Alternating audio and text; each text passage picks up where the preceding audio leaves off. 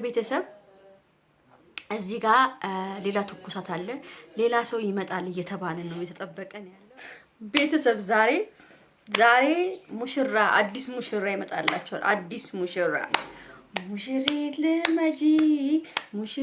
ልመጂ ከእናትሽ ከአባትሽ አብርሽን ወደጂ ሙሽሪን። እንግዲህ ቤተሰብ ማን ነው የሚሞሸረው? ማን ነው አብርሽ የሚሞሽረው? ማንን ነው? በጣም አስደንጋጭ ነገሮች እየወጡ ነው። እንግዲህ ማን ሩታን ነው የሚሞሽራት ወይስ ሄርሜላን ነው የሚሞሽራት ወይስ ሌላኛዋ ሴት መታ ነው የምትሞሸረው? እንግዲህ ቤተሰብ ዛሬ ነው ቀውጢ ነገሩ። ለማንኛውም ቤተሰብ ይህን ቪዲዮ ሁላችሁም ላይክ፣ ሼር፣ ሰብስክራይብ እያደረጋችሁ ቤተሰብ እንድትሆን እፈልጋለሁ ማለት ነው። እና ለማንኛውም ቤተሰብ ዛሬ እንግዲህ ሀቁን እንነጋገርበታለን ማለት ነው። እውነታውን እናወራለን ማለት ነው። እንግዲህ ቤተሰብ ማን ነው የሚሞሸረው? በዛሬው ቀን ማን ነው የሚመረጠው? ሀ ሄርሜላ፣ ለ ሩታ፣ ሐመሯ አዲሷ ሴት ማንን ይመርጣል አብርሽ? እንግዲህ ቤተሰብ አብርሃም የራሱን ምርጫ አሳውቋል። ያሳወቀውም በትላንትናው ዕለት በፊቱ አካሁን በደንብ አብርሃምን ትረዱታላችሁ። አብርሃም እኔ ሁለቱንም ሴቶች የሚመርጥ አይመስለኝም።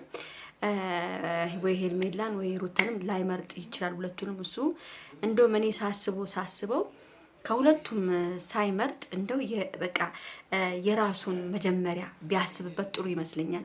ግን ምንድነው ቤተሰብ እዚህ ጋር ሌላ ትኩሳት አለ። ሌላ ሰው ይመጣል እየተባለ ነው የተጠበቀ ነው ያለው።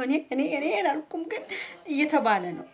ሌላ ሴት ልትመጣ ትችላለች፣ አዝናኝ ነገር ሊከሰት ይችላል እየተባለ ነው። እንግዲህ አብርሃም ሁለቱንም ካልመረጠ ሌላ አዲስ ምትመጣ ሙሽራ አለች ማለት ነው። አብርሃም ከሁለቱም ምርጫው ውስጥ ካላስገባቸው በቃ ቤተሰብ እንደው እግዚአብሔር አምላክ ከምርጫ ያድናችሁ። ከወንድ ምርጫ ያድናችሁ። እሷን መመረጥ ልክ እንደ በግ ማለት ነው። ልክ እንደ ፍየል እንደ መሸጥ ማለት እኮ ነው ምርጫ ውስጥ መግባት። ኦ ማይ ጋድ! ከምርጫ መድኃኔዓለም ያውጣችሁ። የራሳችሁ የሆነ ወንድ አንቺና እናንተ የሚፈልግ ወንድ ብቻ ይግጠማችሁ እንጂ ምርጫ ውስጥ የሚያስገባ ወንድ አይግጠማችሁ ነው የምለው ቤተሰብ። እውነት በጣም ከባድ ነው እንደዚህ አይነት ምርጫ ውስጥ መግባት ራሱ በጣም ነው የሚያሳፍረው። እኔ እንደውም ለሩታና ለሄርሜላ በጣም ነው ያፈርኩላቸው በእውነቱ ከሆነ ማለት ነው። ሰው ምርጫ ውስጥ መግባት ማለት በጣም የሚደብርና አስቀያሚ ነገር ነው እንደዚህ አይነት ነገር ማለት ነው። እንግዲህ ቤተሰብ አብርሃም ያው አይታችኋል፣ ፊቱ ራሱ በጣም ተለውጧል። ሲሪየስ አድርጎታል ነገሩን። ገብቷችኋል። ሁሉንም በተራ ማናገር ነው የሚፈልገው። ሄርሜላንም ማናገር ይፈልጋል ዛሬ፣ ሩታንም ያናግራታል። እንግዲህ ቤተሰብ ማንን ነው የሚመርጡ ብላችሁ አብዛኛዎቻችሁ እንግዲህ በጉጉት ላይ ነው ያላችሁት። ዛሬ መች ተለቆ ቪዲዮን ባየን ያለ እዛው በቆሙበት ነው ወሬው የሚጀምረው። እዛው በነበሩበት ቦታ ላይ ወሬው ይጀምራል ማለት ነው። ከተጀመረ በኋላ ካወሩ በኋላ እንግዲህ ወይ አብርሃም ደውሎ ሄሎ የት ነሽ የኔ ፍቅር የት ነሽ ሊል ይችላል፣ አይታወቅም። ደግሞ ሄሎ ይልና ደግሞ ሄርሚ ከሄርሚዬ ጋር ነኝ ሊል ይችላል። ሄሎ ይልና ደግሞ ከሩታዬ ጋር ነኝ ሊል ይችላል። አንደርስታንድ ሚ የአብርሃም ዝነኛ ይስራ እንጂ ስንት ሴቶች አሉ መሰላችሁ? አብርሽ ዝነኛው ይጨነቅ እንጂ እሱ ዝነኛውን ይዞ ኮራ ደልቀቅ ብሎ ነው። እነዚህ ደግሞ ዝነኛ ፈላጊዎች ናቸው። ስለዚህ እንግዲህ አብርሽ ይመቸው ነው የምለው። እነሱ ራሳቸውን አቅልለው ምርጫው ስላስገቡ አብርሃም ላይ ምንም እኔ ልፈርድበት አልችልም። ወንድ ልጅ ነው የፈለገው ማድረግ ይችላል። ግን ሴት ነች